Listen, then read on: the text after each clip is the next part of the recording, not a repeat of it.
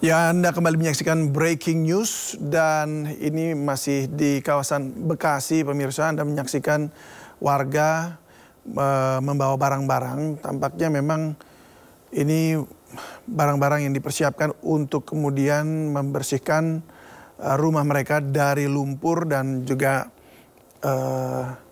banjir begitu ya. Nah, kita lihat bahwa memang air masih mengalir dengan deras begitu.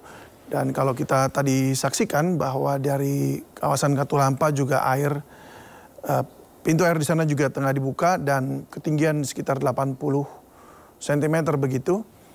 Dan semuanya juga harus tetap bersiaga hingga malam nanti dan kita harapkan tidak ada hujan. Sementara ini adalah di luar wilayah Mall Bekasi, visual terkini. Jika Anda ingat gambar sebelumnya bahwa terjadi kepanikan dari para pengunjung di Mega Mall Bekasi ini, yang kemudian banyak yang masih terkepung di dalam Mega Mall karena tidak bisa keluar akibat air yang sangat deras menggenangi atau bahkan masuk ke dalam kawasan gedung mall ini.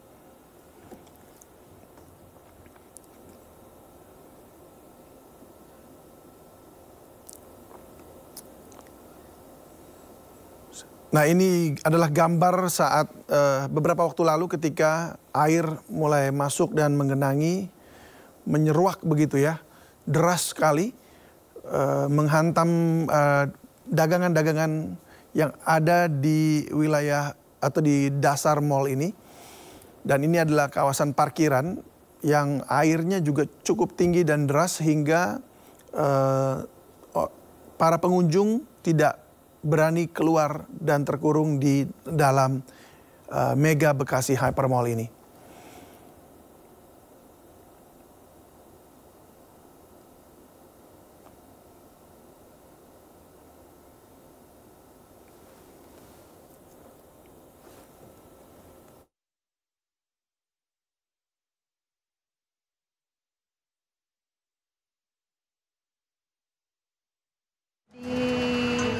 Mega Bekasi ini lantai 1 sudah tergenang banjir. Kita nggak bisa.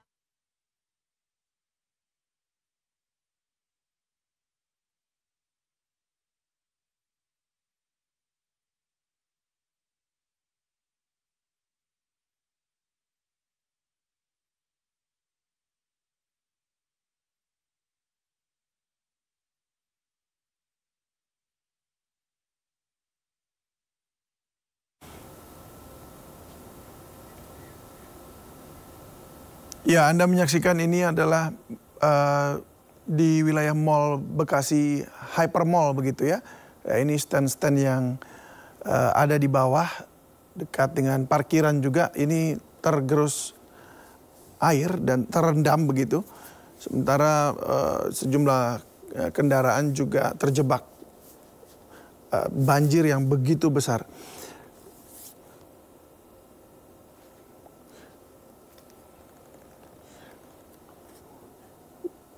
Kawasan Mega Bekasi Hypermall ini sebenarnya di kawasan yang cukup tinggi, tetapi kali ini terendam banjir dengan debit air yang begitu besar bahkan hingga sampai masuk ke dalam mall itu sendiri, membuat banyak karyawan dan juga para pekerja serta pengunjung tidak bisa keluar dari mall ini. Anda bisa melihat di situ ada kendaraan juga yang kemudian terjebak dan terapung akhirnya, ya, mengapung seperti itu. Kendaraan seperti ini tidak mampu untuk keluar dari jebakan air karena memang air begitu cepat sekali menguasai jalan-jalan utama di sekitar Mall Bekasi Hypermall ini. Sendiri tidak ada mobil yang berada di parkiran, hanya ada 1 atau 2 mobil saja. Dan saat ini kondisi di Mall Bekasi ini masih banyak para tenan-tenan atau para pedagang yang berjibaku untuk menyelamatkan barang-barang yang masih bisa dievakuasi. Bisa juga dilihat di layar televisi Anda, di situ ada banyak barang-barang jualan seperti baju, seperti sepatu, ini masih tergenang dan masih belum bisa dievakuasi. Dan sedari tadi memang tenan-tenan masih terus berjibaku untuk mengevakuasi barang dagangan mereka yang masih bisa diselamatkan. Dan saat ini untuk kondisi Mall Mega Bekasi ini tutup dan aliran listrik pun ini juga dimatikan karena untuk menyelamatkan atau untuk mengantisipasi adanya korban. Namun sampai saat ini tidak ada seorang pun yang terjebak di basement yang tergenang di Mall Mega Bekasi. Dan untuk operasional mall sendiri ini juga masih belum tahu sampai kapan ditutupnya karena memang masih melihat kondisi apakah akan terkena banjir kembali, karena kalau tadi kami tanya kepada tim manajemen ini belum pernah terjadi sebelumnya atau di tahun-tahun sebelumnya, dan mungkin bisa saja ini terjadi dikarenakan memang intensitas curah hujan yang sangat tinggi dan juga banjir kiriman dari hulu yakni dari Kota Bogor yang memang di Sungai Bekasi ini meluap hingga ke Mall Mega Bekasi di Jalan Ahmad Yani, Bekasi, Jawa Barat. Davi.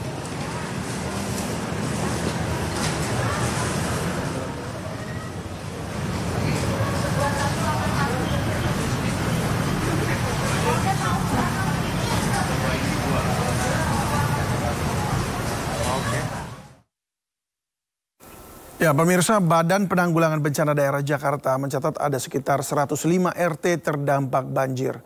42 RT diantaranya berada di kawasan Jakarta Selatan dan ketinggian air ada yang mencapai 5 meter.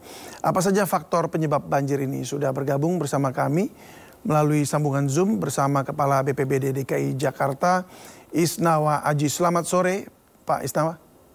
Selamat sore, Mas Davi.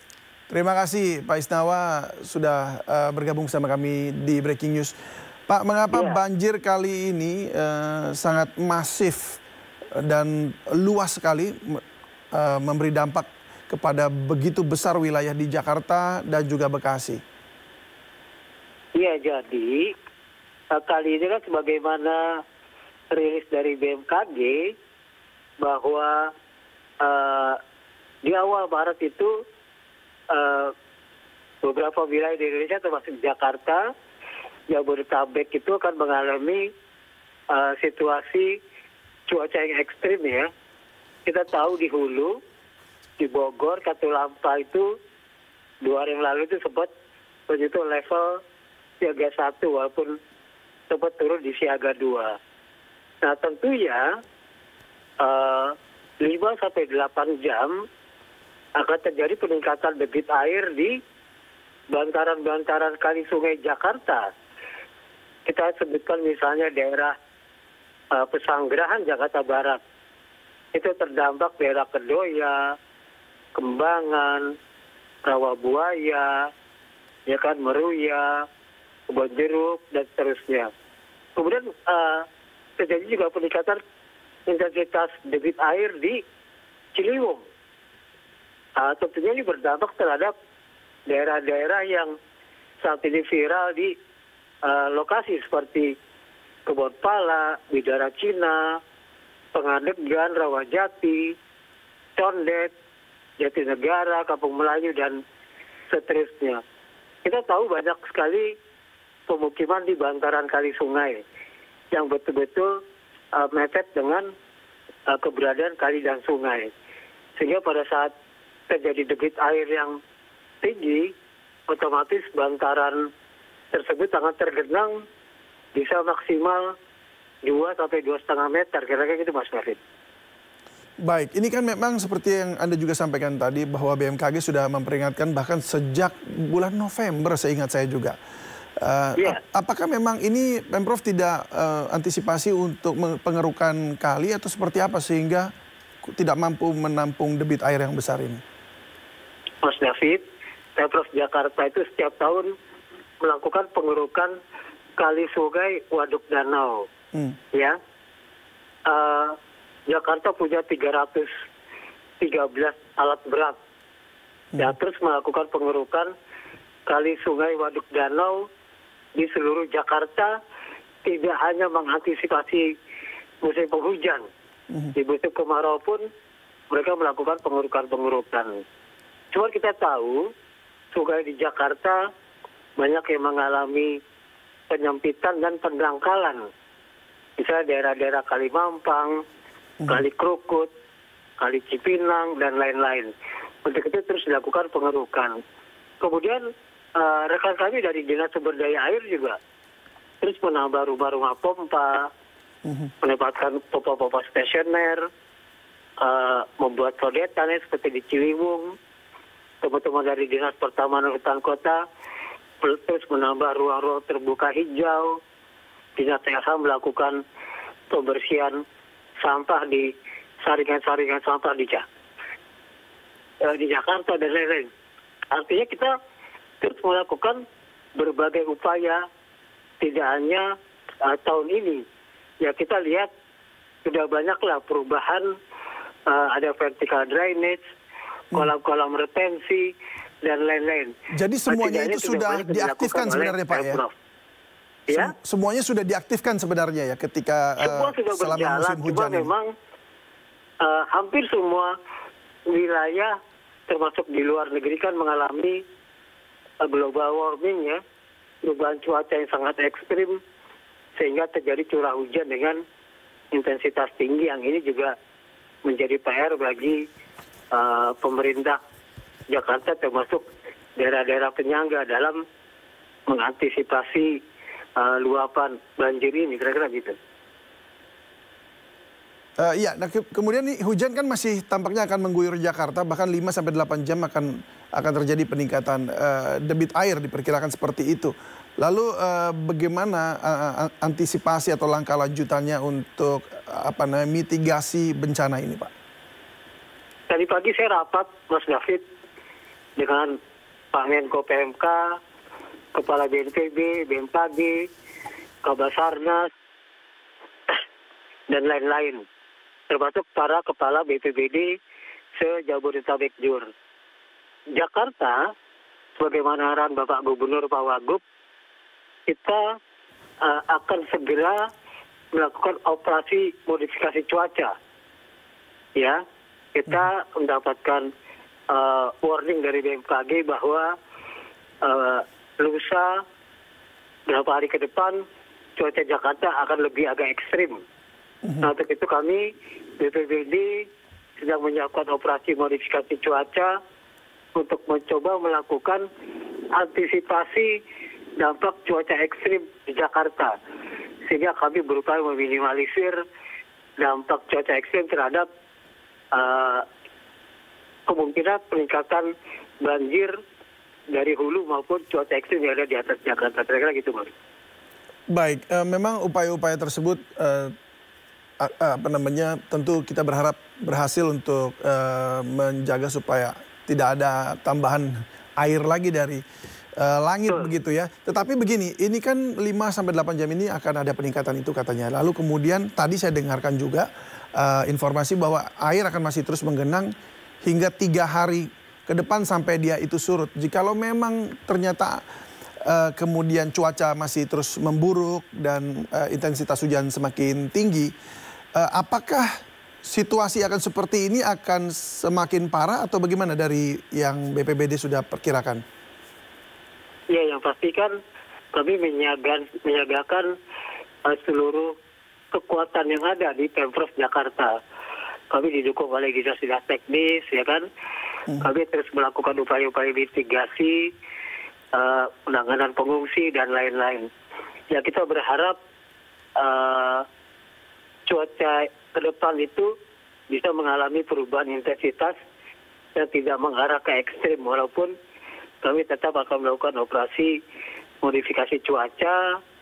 Kami terus melakukan langkah-langkah penanganan banjir sebagai arahan Bapak Gubernur Pak Wagub dengan bekerja sama dengan para wali kota, camat, dan lurah melakukan langkah-langkah mitigasi bersama dibantu TNI Polri. Demikian, Mas David.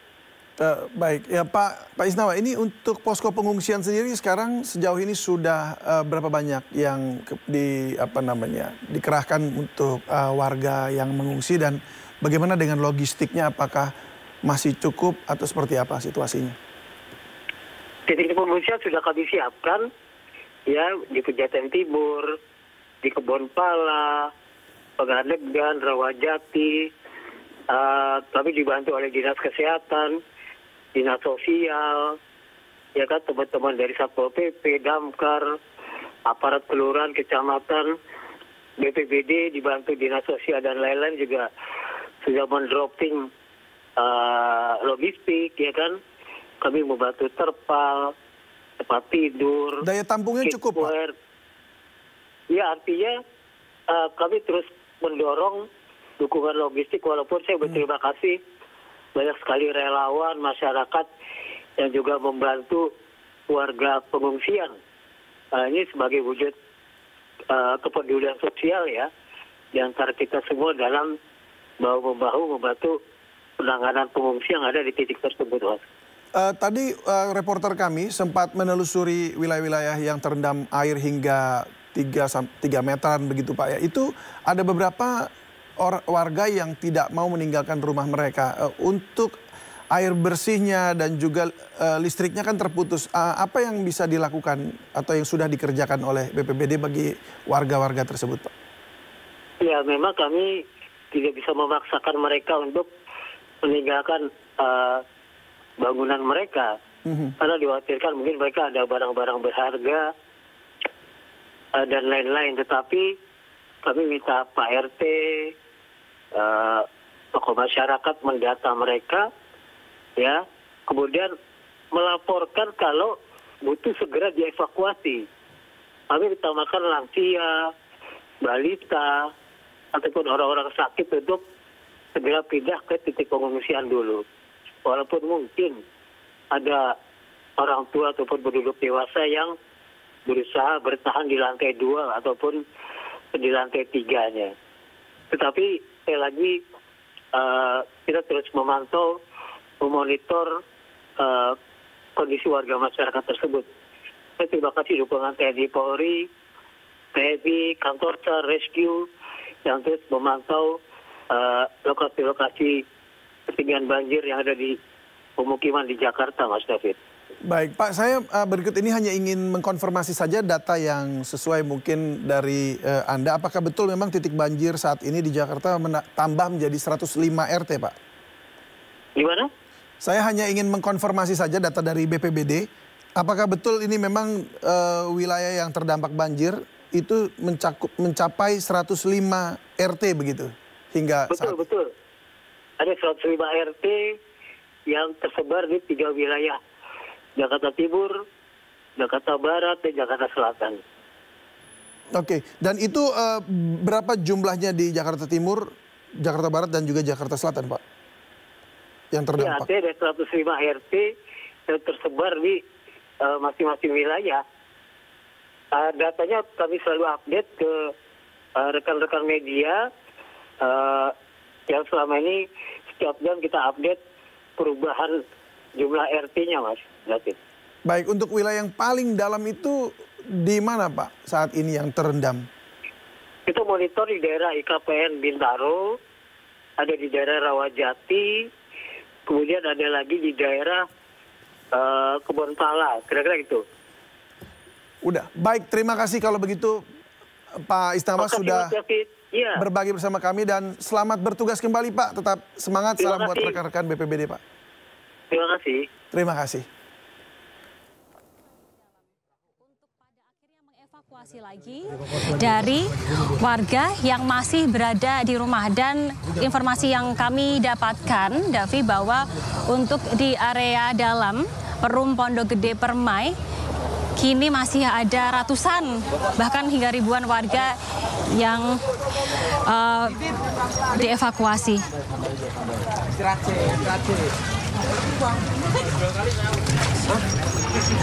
Pelan-pelan turunnya. Ayo.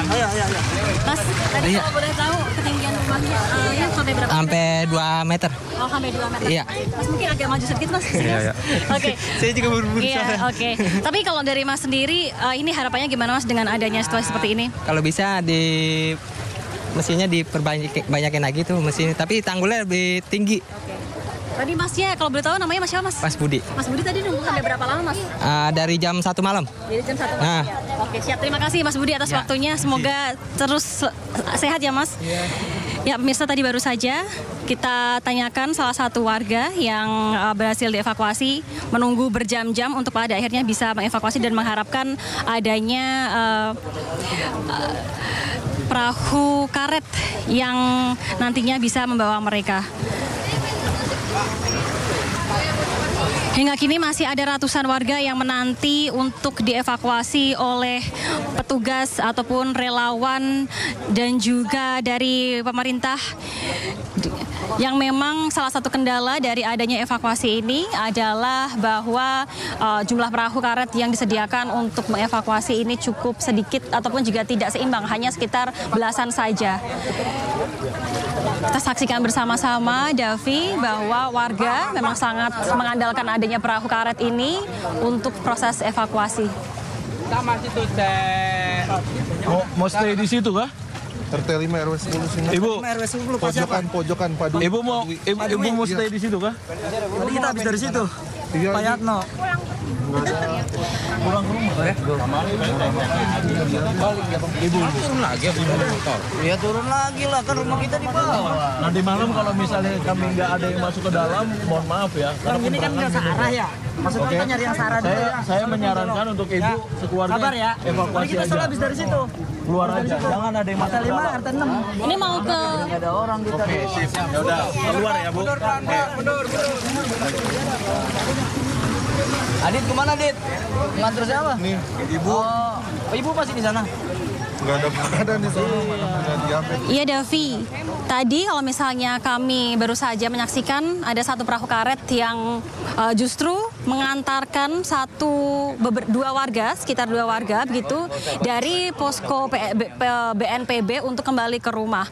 Dan sepertinya kalau misalnya kami tadi juga mendengar percakapan dan juga tadi sebelumnya kami sempat berbincang, salah satu ibu yang baru saja naik ke perahu ini memutuskan untuk meminta untuk kembali ke rumahnya karena masih ada keluarganya yang menanti. Salah satunya adalah suaminya yang menanti di rumah dan bertahan di lantai 2 rumahnya. Namun meskipun demikian memang kalau kami melihat dari petugas di sini, dari petugas terus membantu warga. Jadi untuk warga yang dibantu untuk naik ke perahu karet ini tidak hanya warga yang ingin dievakuasi dari dalam Perum Pondok Gede Permai untuk nantinya menuju ke posko pengungsian, namun dari perahu karet di sini pun juga disediakan dari pihak Basarnas, BPBD ataupun juga dari pihak-pihak swasta lainnya yang juga mengakomodir dari warga yang ingin menuju ke rumahnya, baik itu mereka yang ingin mengambil barang-barang berharga yang tadinya belum berhasil dievakuasi ataupun juga dari warga yang sebelumnya sudah dievakuasi dan ingin kembali ke rumahnya untuk bertahan di lantai 2 rumahnya bersama dengan kerabat ataupun juga keluarganya. Dan informasi yang kami dapatkan untuk di Perum Pondok Gede Permai hingga kini ada 3 RW yang terdampak dari banjir dengan ketinggian hingga 4 meter dan 3 RW tersebut adalah RW 8, RW 9, RW 10 di mana dalam secara total jumlah warga yang terdampak ini ada lebih dari 5.000 warga. Dan hingga kini proses evakuasi masih dilakukan dikarenakan masih ada ratusan hingga ribuan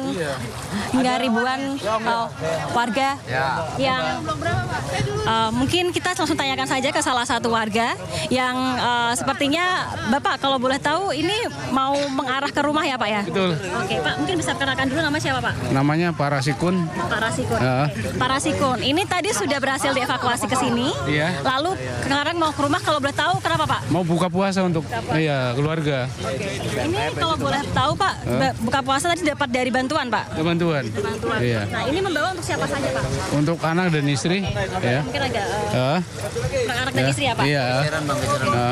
Siap. Nah kalau Bapak sendiri nanti, jadi di rumah masih ada yang menunggu menunggu di sana? Masih ada. Oke, ini nanti akan evakuasi lagi ke sini atau akan bertahan? Insya Allah mau saya tanya dulu mau ke sini apa enggak gitu. Oke, berarti masih menunggu begitu ya? Masih menunggu. Oke, baik Pak. Pak Sikun, terima kasih. Iya, Semoga terima kasih, ya. aman sampai rumah ya Pak ya. Baik. Kita ada di Ayus Pak. Baik, terima kasih Pak. Semoga aman sampai lokasi nanti Pak. Siapa yang mau ke sana? Yang ke dalam belum ada kali. Belum ada yang ke dalam. Bang Joni dari mana Bang Joni? Sampai kan dulu ngantar partai kedua. Bang sampai ke dalam Bang Joni Bang. Iya. Hanya Bapak tuh baru. Ini juga lagi Bang. Dulu Bang. Bang, dulu. Udah Bang mana? Bang dulu. Anjlok lagi. Banyakan orang sebenarnya. Kalau selain bawa orang kemari, ada perahu di situ, ada perahu. Cuma semua ada mau evakuasi lagi.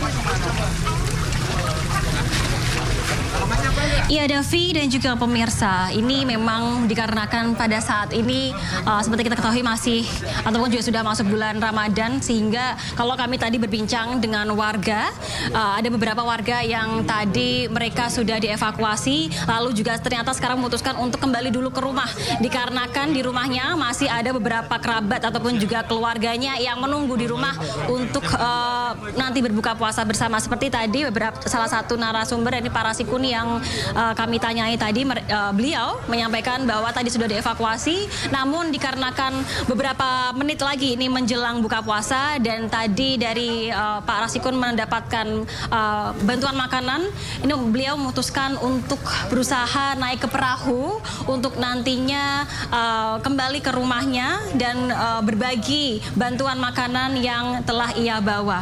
Dan kalau kami melihat situasi sekarang, Davi, hingga sekarang ini proses evakuasi masih terus dilakukan dan terus-menerus perahu karet berdatangan, sehingga kami pun juga masih menunggu bagaimana nanti situasi di sini. Semoga situasi banjir cepat surut dan juga warga yang dievakuasi ataupun juga masih bertahan selalu dalam keadaan sehat dan juga aman. Davi.